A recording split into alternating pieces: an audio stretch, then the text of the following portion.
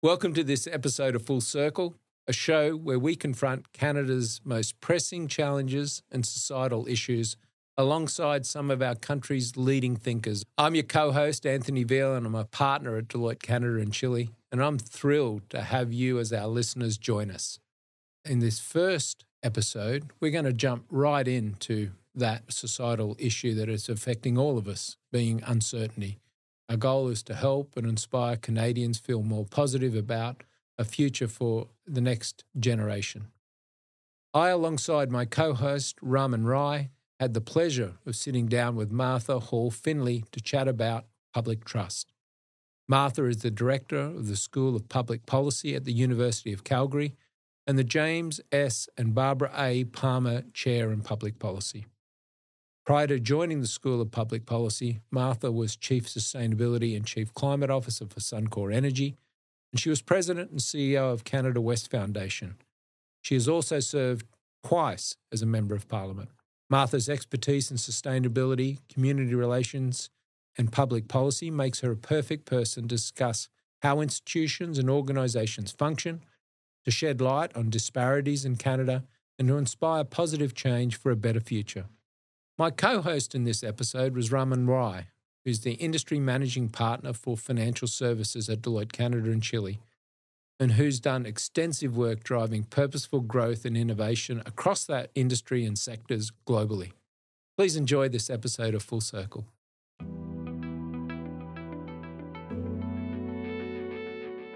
Angus Reid Group have put out a report that says 53% of Canadians believe that government, politicians and policymakers are the sources of division in this country.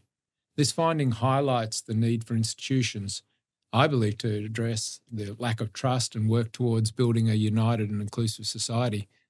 Martha, just an easy one off the bat. Do we have a public trust issue? Well, of course, and it's not just that one poll.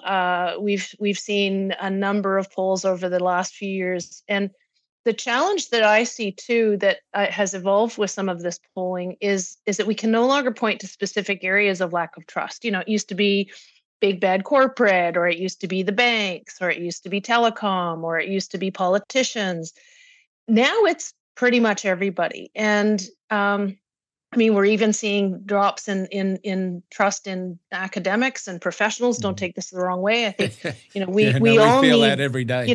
But I feel it in my role too. And so if we don't address it, I think we have real challenges in being able to have good decisions be made, because you lose the whole concept of a social contract with governments being able to enact legislation. That only happens when you really have that kind of public confidence. Yes, in a democracy, we can change governments, but I think we're seeing even that being challenged. The increase in partisanship, certainly what we're seeing in the United States, it is worrisome, for sure.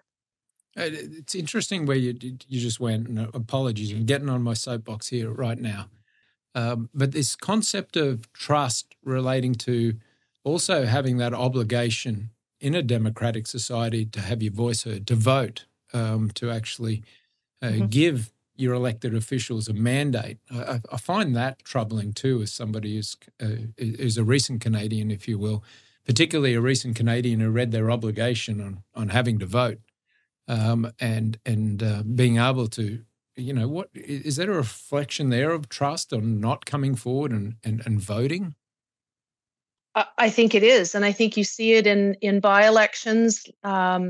Turnout is very, very low. And in Australia, where one has to vote, I'd be interested in the perspective of whether that, in fact, encourages a greater level of information, of seeking information on the people. If you have to actually check the ballot, does that encourage people to have a little bit more knowledge about where they're putting that checkbox? But municipal politics, that's the stuff that affects people every day. That's garbage. That's water. That's sewage. That's all the things, street maintenance, snow plowing. Those are things that affect people every day. And yet the turnout for voting for municipal elections is very, very low. And interestingly enough, you can't blame partisan politics on that. So I worry about the level of partisanship at federal and provincial politics. But if that were the only reason for people not voting, municipal politics for the most part are not partisan, and yet we still have very low turnout. I guess the other worrying part for me is that if you don't trust, if you see that people are not trusting their decision makers, and I think we need to bring corporate and others into that discussion. Where, in whom are people placing their trust? Indeed.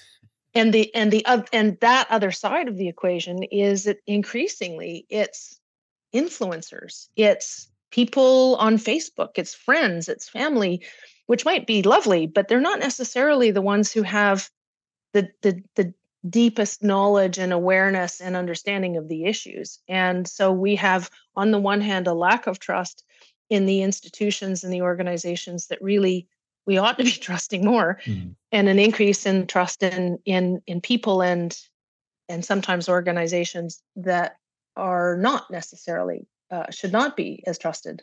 So it's a double problem. And to your point around the influencers, you're normally going to the influencers that are saying what you want to hear, not necessarily what you need to hear. So I think they're coming together to to make it really, really difficult. And that's what you touched on. What role does institutions and other organisations have to come back and try and earn that trust or reestablish that trust? But well, there's nothing as valuable as actions over words. The challenge is that it's hard to do good things and have it actually seen because people are spending less time looking at outside of their bubbles, outside of their spheres. And we will talk about this, I think, in a number of contexts today, but I really feel that there's a much bigger role for corporate leadership. And then I'll focus on Canada for now, but I think that's true globally as well. And listen, no, not every corporation has, everyone's best interests at heart. And traditionally, it really was just you only had your shareholders' interests at heart. And so you could probably, do some pretty awful things as long as you were, reaping enough profit and being able to distribute that to your shareholders. But increasingly over the last couple of decades, we've seen a much greater interest and in fact, in some places, a mandate to see your stakeholders as broader than just the shareholders and just the financial. And there are some companies that are taking that to heart. But you and I both know there are a number of corporate leaders, and again, Canada, just picking Canada for the moment, who are incredibly passionate about their communities, incredibly passionate about the environment, incredibly passionate about doing the right things for society.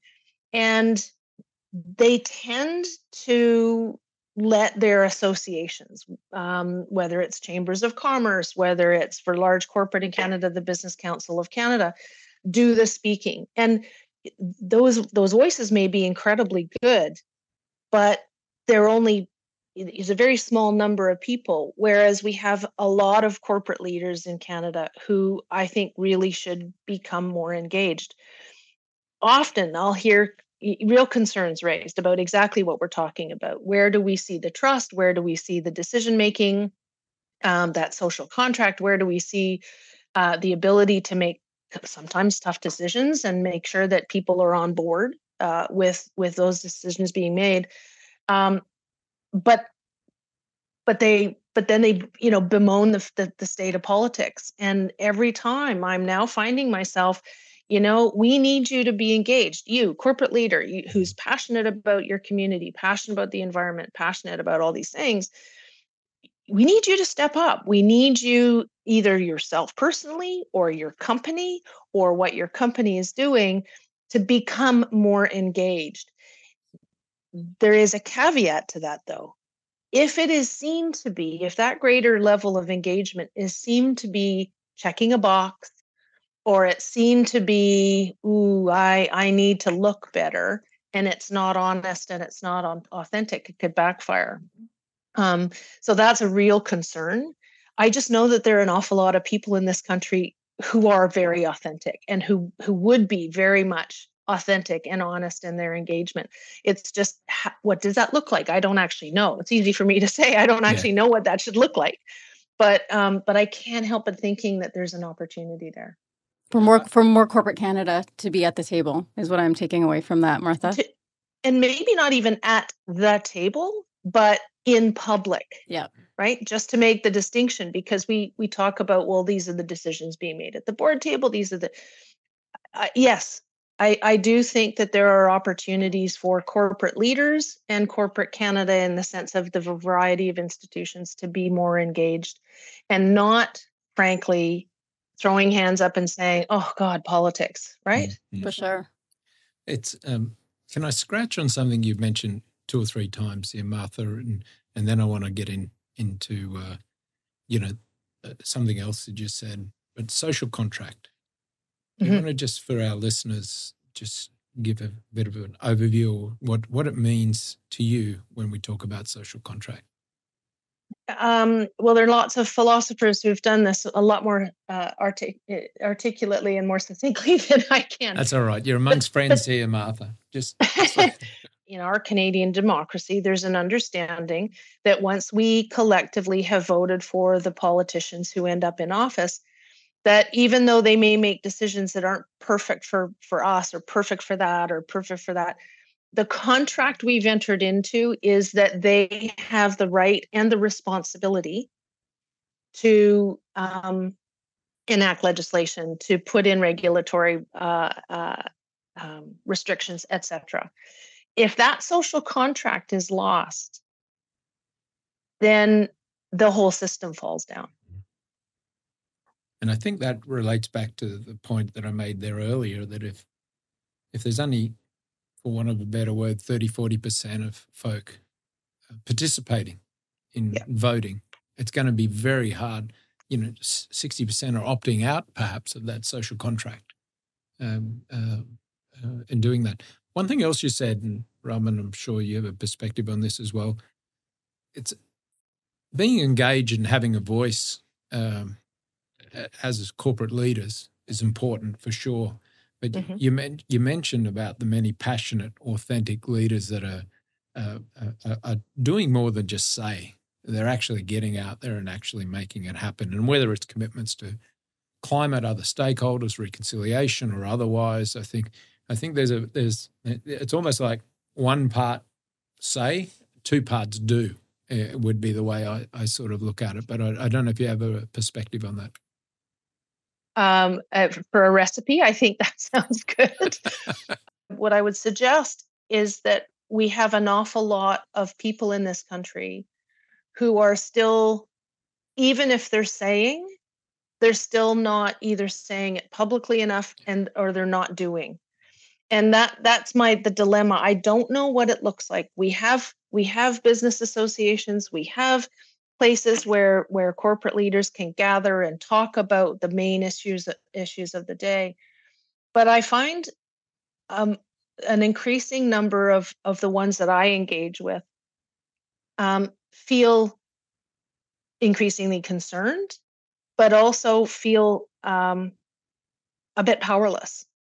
And one, I think, if anything, that's probably a good thing because it's encouraging people to find answers. But it's not a good thing. You don't want people to feel powerless in the face of challenges to our, economic and social prosperity. But we need something to start galvanizing people, and maybe it's figuring out what that looks like in a way that can help companies do things. I'll use a recent example that I thought of corporate Canada stepping up, which I thought was really interesting. And this was the Creative Destruction Lab out of U of T, which has now gotten quite a lot bigger globally. It was done under their auspices, but really it was, and I'm going to simplify this, but give 12, 15 Canadian companies, give or take. COVID hits, but these companies all were all providing essential services of one kind or another. And so, you hear all of the challenges of going back to the office. Well, an awful lot of people in this country and around the world didn't have the ability to not work on site. Suncor was a part of the consortium, so that they set up what they called the Rapid Testing Consortium, because these companies all needed to have people come on site. They all needed to protect those people as best as possible, but the rapid testing knowledge was scattered. And so fundamentally, all these different companies, Air Canada was involved, Suncor was involved, Loblaw, so Loblaws and Shoppers Drug Mart were involved, a number of big Canadian companies, all in different sectors. The one thing that brought them together was, we need to figure out rapid testing really fast. And so simplifying it was, you try this one, you try this one, you try this one, you try this one, you try this one, and then let's compare notes, so that they could come up with effective rapid testing as quickly as possible. And I thought, I think that's a really, really interesting example. This was not their traditional business associations. This was a gathering of people with a common challenge.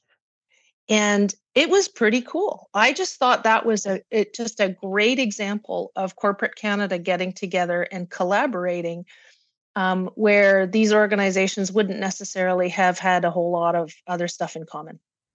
That's an excellent example. I had a front row seat to that one myself. It was just, but like you sort of said, we're sort of elevating above what is the system level issue, community level, country level issue, and bringing in this particular case, bringing experimentation to bear to find the outcome for the great good. As a community member, I think when you can see that something needs to be done, just go and do it, rather than pointing at somebody else and sort of saying, I'm waiting for somebody else to actually do what I should otherwise do. So let's go to the challenge of equality, because I think equality's got a relationship with trust as well. And we did our own survey. We called it the Common Ground Survey. 93% of Canadians strongly believe in the importance of equality in fostering a more civil society, which emphasises, the significance of addressing the power dynamics and the impact on marginalised communities, and the role that individuals in positions of privilege play in promoting equity. We said off air about we're all relatively new Canadians, just a few generations apart. And this country is built by newcomers with the belief that they could thrive in a safe environment through hard work. Is this the case today, or what has changed in your mind in that regard? Well, I think we benefit. We benefit here, and to your point, you've had the benefit of living in Australia, and Australia is a very successful country as well. From having a system of government that understands its role in making sure that there is public health, that there is public education, that there is a system of redistributing wealth that ensures equality of opportunity. And I stress equality of opportunity, because there's no such thing as full equality, but people will not achieve those opportunities if they don't have they will not achieve their own success fully if they do not have equality of opportunity. And I think that's key. It's what built this country is from what I can see. You've got to have that belief that you can. Well, if you don't, then it's pretty easy to give up. But you also need to recognize individual rights. I think those are really important. But I worry that over the decades of that success, and now I'm speaking as a Canadian because that's my experience, I worry that very success has almost allowed our society to become complacent. There we go. There's another podcast. I do worry that an awful lot of Canadians have become pretty complacent about how our economy actually works. And that in a functioning society, and this is a big cliche, but with rights, and rights to education, rights to health, rights to those equal opportunities, if you will, rights to the benefit of some of that wealth redistribution, but with those rights come responsibilities. And not just responsibilities, and that's a whole other podcast about how does that manifest, like what, how do people actually take on those responsibilities, but also just a recognition that, and this is again, equality of opportunity does not mean that everything will ultimately be perfect for everyone, because not everybody has the same skill sets, not everybody has the same talent, not everybody has the same drive, right?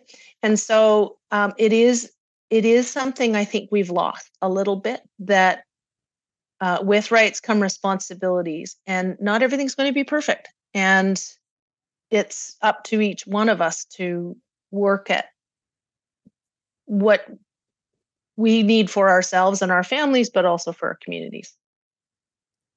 Do you see it slightly different elsewhere, Martha, in the world, when you compare and contrast other countries to Canada? I'm not sure that I can, because this is my lived experience. I lived for a year in Europe, in the Czech Republic. It was really interesting, by the way. And not long after the Iron Curtain had fallen. I guess for listeners, you have to be of a certain age to even know what the Iron Curtain means. I got it. But that was also a very interesting time for the Czech people, and so I can't even compare that, even though I lived there and really appreciated it. I mean, we also, I guess you could maybe compare a little bit to other countries with similar histories and similar backgrounds. I think, frankly, Australia is a great comparator, a great country for Canada to compare itself to. But that's a pretty relatively small part of the world as a whole. For sure. I was driving in this morning. I apologize. This will be the last thing that I quote, but there's a quote that I listen to a lot of audiobooks, and the quote come out: when a man is doing well for himself, but his country's falling to pieces, he goes to pieces along with it. But a struggling individual has much better hopes if his country is thriving. Oh gosh, I love that. Oh, isn't that this? And this is where, that's a great quote. Pericles, 431 BC. My point is, he was saying it back then. And it's so true today, and it ties to what you sort of said. If the community is not thriving, and I know some Canadians have done some terrific work on this as well, or the country's not thriving, then the individual is going to struggle as a result. Yes. So, and then you talk about some social safety nets and the like, and common rights and expectations that you have as a citizen of a great country like Canada. Here, the only way that works is if you continue to grow, if you continue to have a thriving economy. And I just wanted to throw that in because I just thought, I don't know, serendipitous that I just, out of many hours that I listened to, that I heard that one this morning.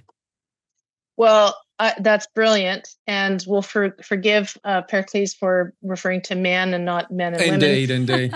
We'll give him a pass. But the concept is incredibly important for what we've just been talking about. The importance of corporate leaders in Canada to step up. These are all very successful people, right? They are the leaders in their corporate organizations. That quote's fantastic. I am going to use it in my ongoing conversations of how to get corporate leadership more engaged in the future of this country. We talked a little bit about, is Canadians becoming complacent? And if you do have that diversity of perspective and opinion from, I know, Raman, you've worked around the world as well, and we've mentioned my home country being Australia. You get a perspective to sort of say, hey, I arrived here on the shores and I said, this is the greatest country in the world. It got so much opportunity, because if you sort of see, and I'm coming from Australia, if you're not coming from Australia, you're coming from a different location, just the opportunities that are there to snap ourselves out of that complacency, if you will, with that diverse perspective to sort of, get us to stand up and move forward and actually do something, create some wealth. But I'd be interested, Raman, if you got any thoughts on that. It ties a little bit to the previous question on newcomers as well. Like, I don't believe in my heart of hearts that people come to Canada. You definitely didn't. My parents definitely didn't come with the view of being complacent, right? I think people come with a sense of optimism. They come with a sense of real pride of coming to Canada. Gratitude too. Gratitude. Right? And yet here we are talking about the fact that over generations, it feels like we've become complacent.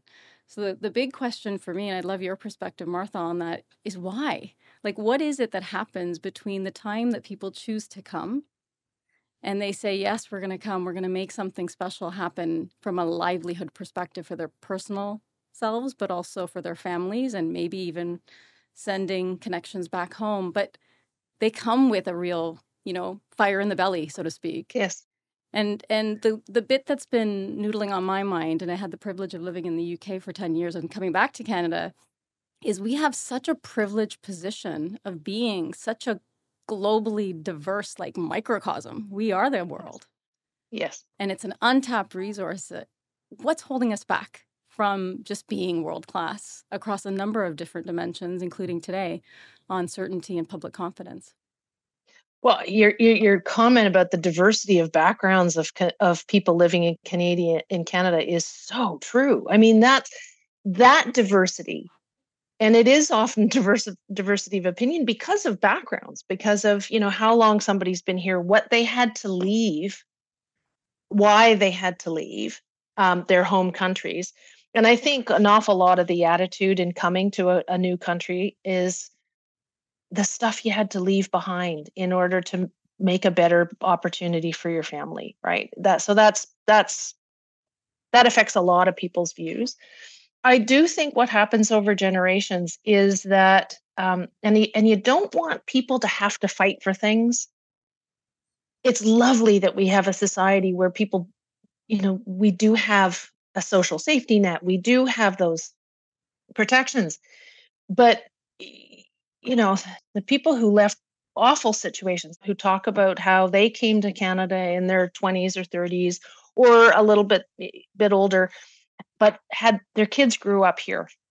And they might be doctors, they might have been trained as engineers, they might have been trained in all sorts or business success, but because of, frankly, some of our regulatory barriers.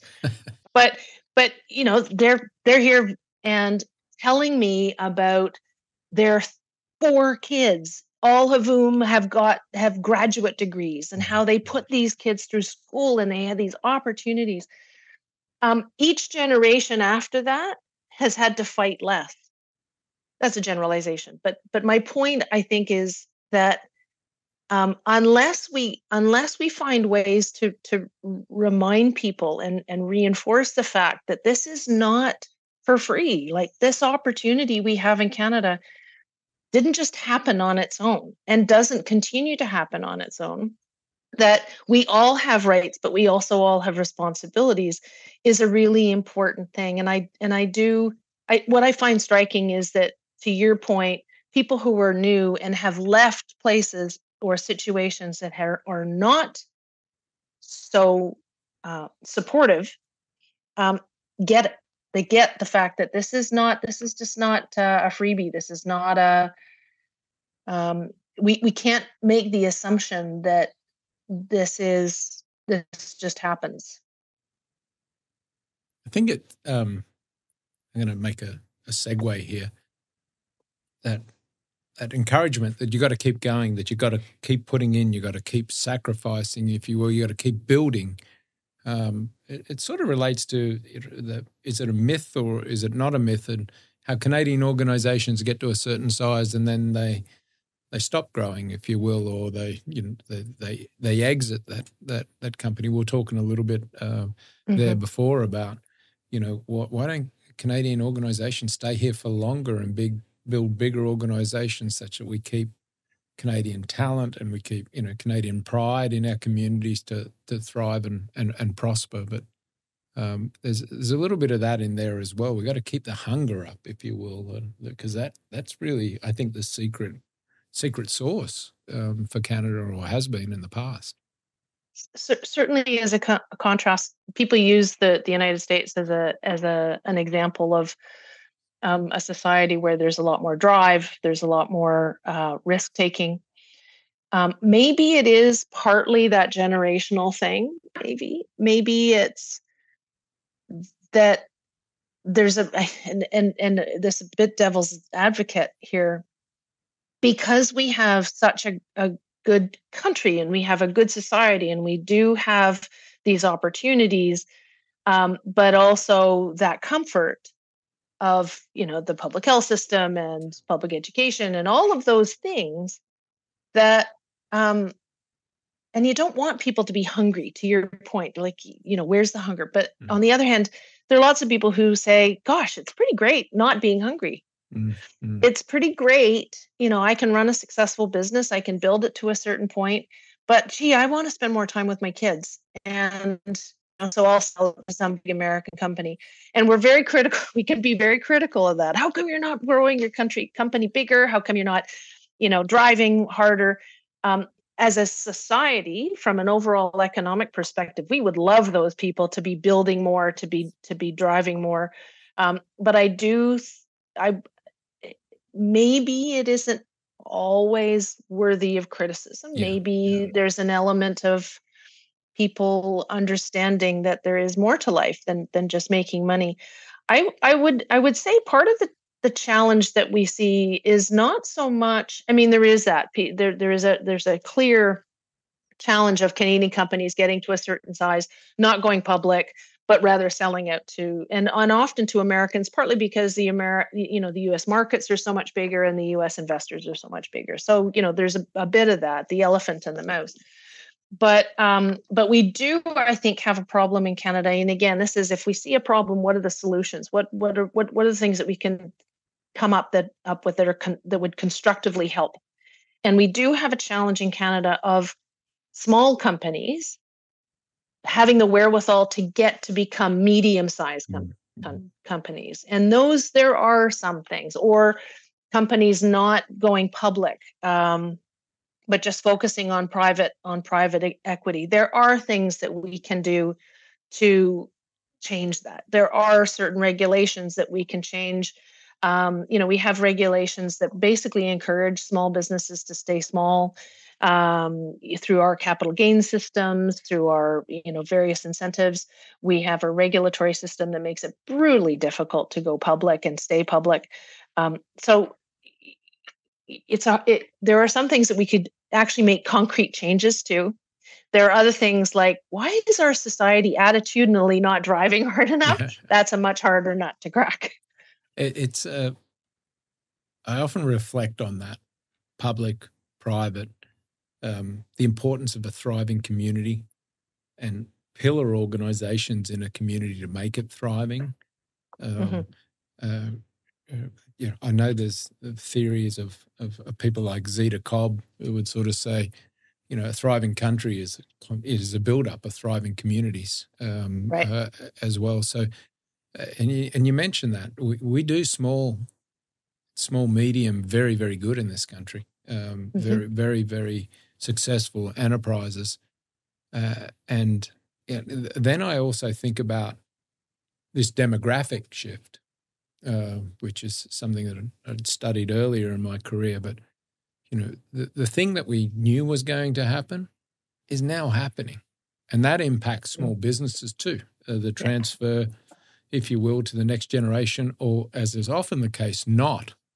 So even those thriving pillars of Canadian communities that have been there for decades are now not seeing a path to stay there because, there's got to be some sort of exit event, if you will, to facilitate that. And if you look at those numbers of organizations and where they're located, there are thousands of organizations that are going through that.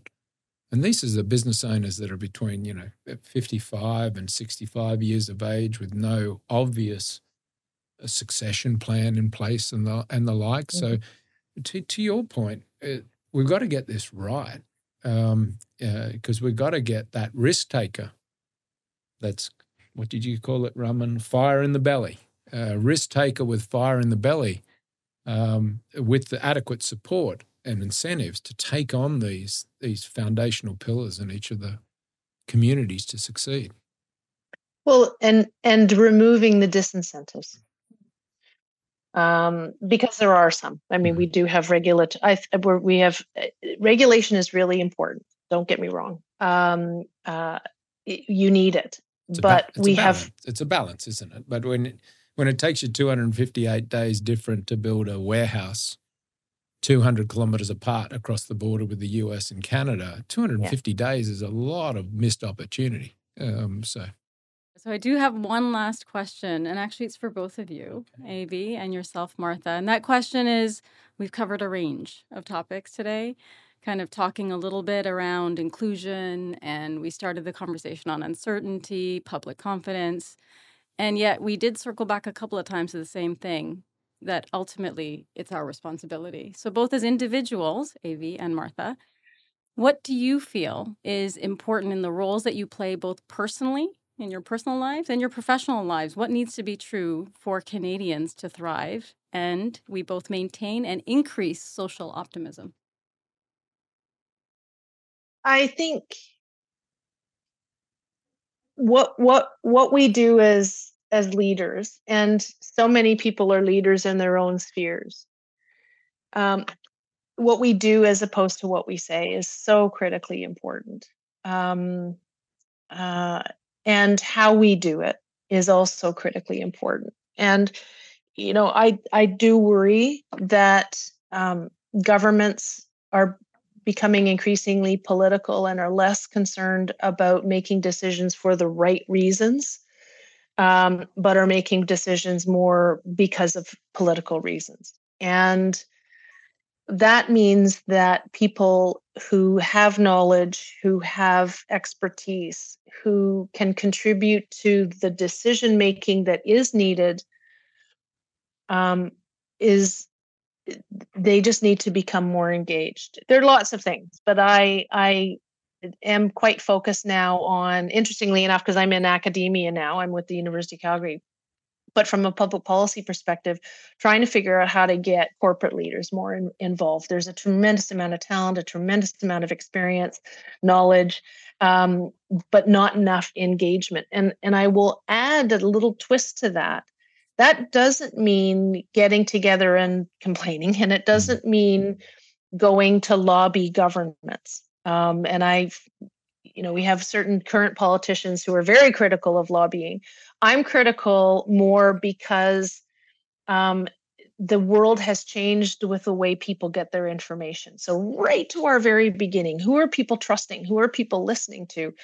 Well, if you're a politician and you want people to vote for you, you need to understand where they're getting their information. And if they're getting their information from Facebook, if they're getting their information from influencers and not as traditionally a broader set of inputs, then there's a problem. Back to my point about if it's not authentic and if it's not honest, it's not going to work. See right through it. Okay. AV. Yeah, I was just going to get on where I started. To vote, I think that's going to be key. Voting. I think the role that we play as leaders in making sure that all the information is there and understandable so Canadians can vote, own the outcomes of the vote, buy into that, what you sort of said, that social contract, if you will, would be the first part of the answer, my response to the question.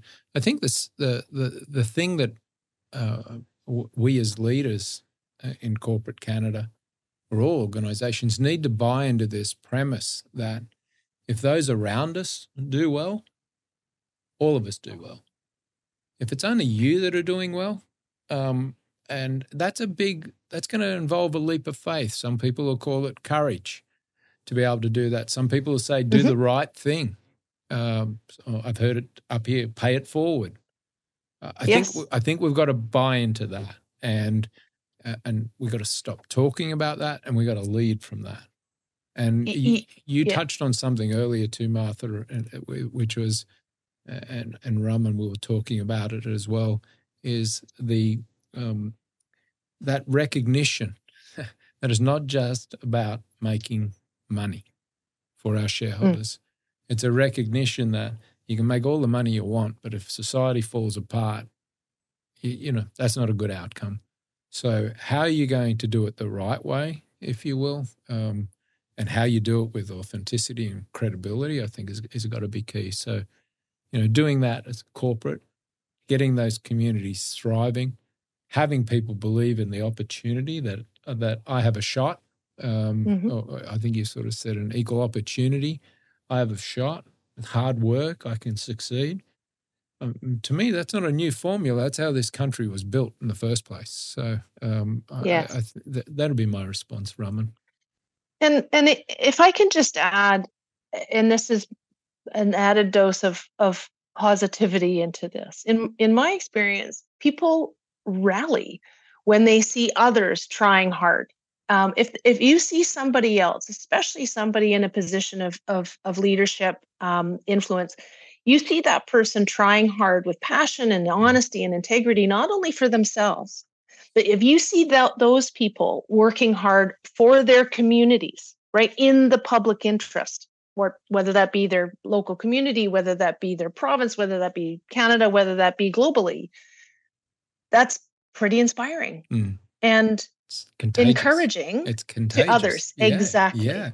Well, given that we talked about the pandemic earlier, and I know we're pushing against time here, but we had situations where we're helping frontline workers with their groceries. I mean, that's community coming together, right? And you mentioned that other example around rapid testing and the like. So, so that we could all, eat safely, if you will, get our groceries and things get delivered, our medications and the like. So, I couldn't agree with you more. It is contagious, or I call it inspiration, if you want to call it that as well. Where you come together and people will do extraordinary things for each other. But I think that comes back to where we started. That core ingredient is trust, and having that understanding. I would like to talk to you and go into episode 2 and 3 and 4, but I think that we've come to the end of time. Martha, thank you. Raman, thank you for today. It's all the time that we have, and I would just look out for our next episode as well. Thank you. Thanks, Martha. Thanks so much. So listeners, today hopefully you found that podcast interesting. It certainly was for myself and Raman. What particularly resonated was the social contract that you engage with as being part of a society, and how it's only effective when we have confidence in our governments and in the systems around our communities, and our responsibility to participate with our voice, with our vote. We also talked a little bit more about how corporate leaders can play a role here, and being the need for corporate leaders to step forward and be engaged and being part of the solution to build public trust in the institutions that are pillars of our communities and our society at large. The role of leaders to help our citizens, our employees, vote responsibly to affect the change that they want as individual citizens, to make sure they're informed fully so they can make the best decision. Some of the learnings that come out of the conversation with Martha is, diversifying your news sources and making sure that you're getting credible information, and calibrating credible information, and using your voice to make the changes that you see will make a healthier country today and tomorrow.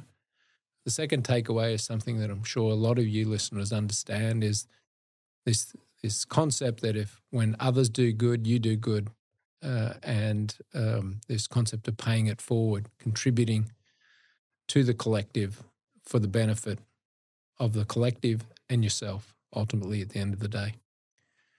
So, listeners, I encourage you to, hopefully you've got your own takeaways from this conversation. Thank you for joining us, and I look forward to talking to you again at our next episode of Full Circle. Cheers. You've been listening to Full Circle with Anthony Viel, an original podcast from Deloitte Canada. Rate and review this series on Apple Podcasts, and if you haven't already, don't forget to subscribe to Full Circle on your favorite podcast platform.